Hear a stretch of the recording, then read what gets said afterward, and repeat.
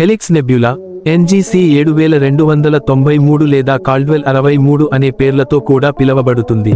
భూమికి అత్యంత సమీపంలో ఉన్న మరియు ప్రసిద్ధిగాంచిన ప్లానటరీ నెబ్యులాల్లో ఒకటిగా నిలిచింది. ఇది కుంభరాశిలో సుమారు 650 లైట్ ఇయర్స్ దూరంలో ఉంది. దీనిని జర్మన్ ఖగోళ శాస్త్రవేత్త కార్ల్ లుడ్విగ్ హార్డింగ్ 1824కి ముందే కనుగొన్నట్లు భావించబడుతుంది. హెలిక్స్ నెబ్యులా ఒక సూర్యులాంటి నక్షత్రం జీవిత చక్రంలోని చివరి దశలను ప్రతిబింబిస్తుంది.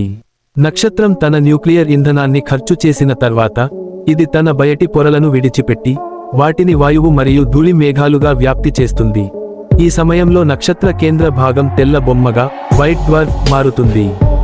ఇది ఆకారంలో వృత్తాకారంగా కనిపించినా వాస్తవానికి ఇది పొడవుగా ఉంటుంది.